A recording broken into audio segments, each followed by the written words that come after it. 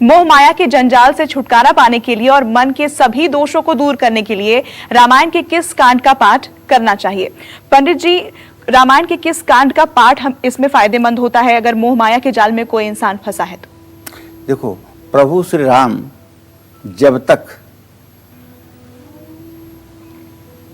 चित्रकूट में थे तब तक अयोध्या कांड चलता रहा। जब अत्रि ऋषि से मिले और अत्रि ऋषि ने कहा कि ऋषि सरभंग आपकी प्रतीक्षा कर रहे हैं, उनके पास समय नहीं है, उन्हें ऊपर जाना है, इसलिए आप उन्हें दर्शन दें।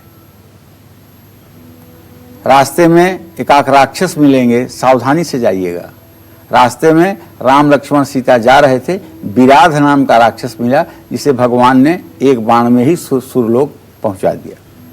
उसके बाद उन्होंने जाके सरभंग ऋषि के दर्शन किए और उसी समय इंद्र रथ लेकर के सरभंग ऋषि को लेने के लिए स्वर्ग से आए हुए थे। सरभंग ऋषि ने कहा, नहीं, मैं अपने साधना का गलत इस्तेमाल नहीं करूंगा, सशरीर स्वर्ग नहीं जाऊंगा, मैं इस शरीर का यहीं त्याग करूंगा। उसके बाद इस शरीर के लिए जो प्रभु उचित समझेंगे वो होगा, इस आत्मा के लिए जो उचित समझेंगे वो होगा। मैं अपने पुण्यों का नाजायज उपयोग नहीं करना चाहता हूँ। और सरभंग ऋषि को दर्शन दे करके भगवान ने कृतकृत्य कर दिया और फिर वहाँ से वो जाकर के अगस्त के शिष्य को भी जो है उन्होंने कृतकृत्य किया। और वहाँ राक्षसों का जो उत्पात था जंगल में, राक्षस साधु संतों की हड्डियों का जो ढेर बना दिए थे, वहीं प्रभु ने एक प्रतिज्ञा की है, सबन मुनिन के आश्रमन जाय जाय सुख दीन, निश्चरहीन मही करूं भुज उठाई प्रणकीन। श्री राम ने अपनी भुजाओं को उठा करके दक्षिण मुंह करके कहा कि हे मुनिराज, आप लोग निश्चिंत होकर के पूजा पाठ धर्म कर्म करें, इस पृथ्वी पर एक भी राक्षस का नाम नहीं रहने दूंगा। अरण्य माने होता है जंगल। अरण्य कांड का मतलब कि जो जंगल में बीती हुई घटनाएं हैं वो सब अरण्य कांड की हैं, समझ रहे हैं ना? तो अरण्य कांड की बात है। अरण्य कांड का पाठ करने से वासना नष्ट होती है।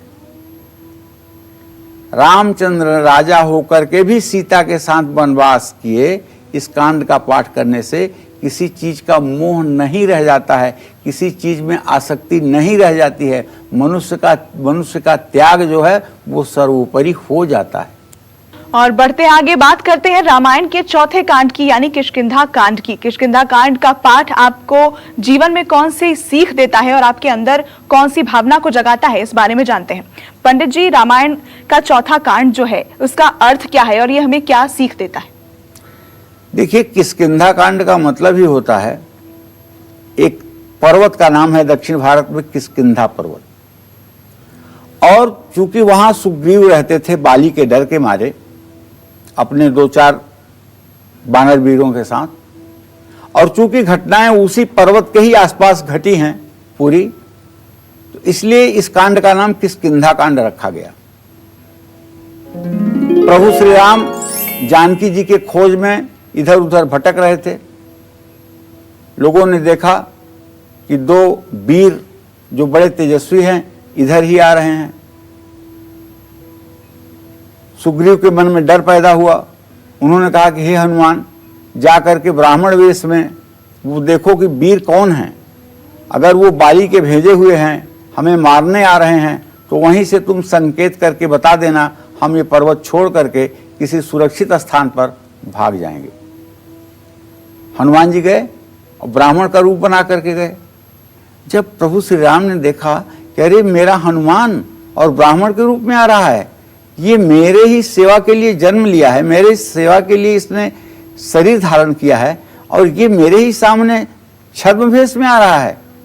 प्रभु श्री राम ने भी अपनी माया चला दी। हनुमान जी आए। हनुमान जी ने कहा कि तव श्यामल गौर शरीरा, क्षत्रिय भेष पिरहु रणवीरा। आप सांवले और गोरे दोनों भाई वीर ये पृथ्वी पर क्यों विचरण कर रहे हैं? कौन है क्षत्रिय वेश में आप? तो इसके पहले ही हनुमान जी ने प्रणाम कर लिया था। अगर कोई ब्राह्मण होगा तो वो क्षत्रिय बालकों से प्रणाम थोड़ी करेगा, इसका मतलब वो नकली ब्राह्मण है। ये बात तो समझ में आ गई। तो भगवान राम ने कितने मासूमियत से जवाब दिया है। कौशलेश दशरथ के जाए, हम पितु वचन मानि बन आए, यहाँ हरि निश्चर वै देहि, विप्र फिरत हम खोजत तेहि। अरे हे ब्राह्मण देवता, राजा कौशल देश के राजा, अयोध्या के राजा दशरथ के हम पुत्र हैं। यहाँ हम वनवास में आए थे, यहाँ राक्षस ने मेरी पत्नी का अपहरण कर लिया, हम उसको खोजते हुए इधर उधर भटक रहे हैं। जबकि रामचरितमानस में कहीं नहीं लिखा हुआ है कि राम का जन्म हुआ। राम तो प्रकट हुए थे। भय प्रगट कृपाला दीन दयाला, कौशल्या हितकारी, हर्षित महतारी मुनि मनहारी, अद्भुत रूप विचारी। कहने का आशय प्रभु तो प्रकट हुए थे।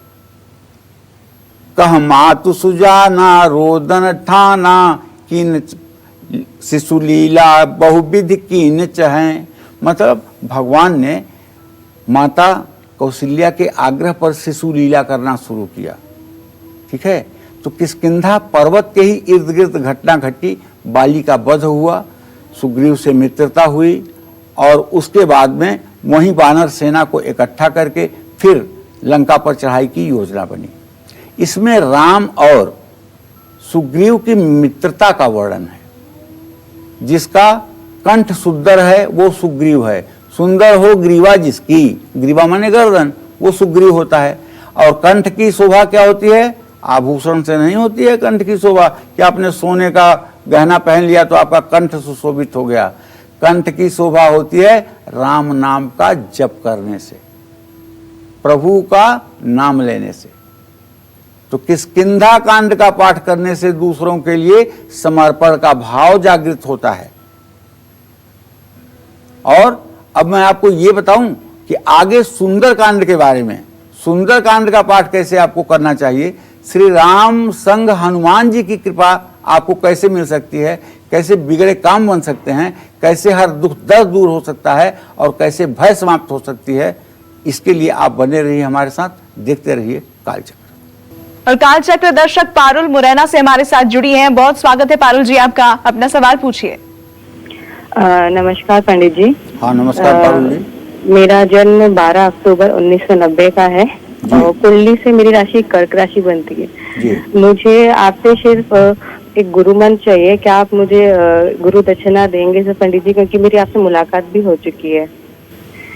देखिए ऐसा है बेटा कि मैं तो ज्योतिषी हूँ और गुरु मंत्र तो बड़े सिद्ध साधक जो होते हैं, भगवान के नज़दीक जो लोग होते हैं वो लोग देते हैं। गुरु मंत्र देना बहुत बड़ी बात होती है। गुरु मंत्र देना मतलब कि किसी व्यक्ति का पूरा भार अपने कंधे पर ले लेना। तो इसलिए आपको किसी और मतलब कि संत महात्मा से गुरु दीक्षा लेनी चाहिए।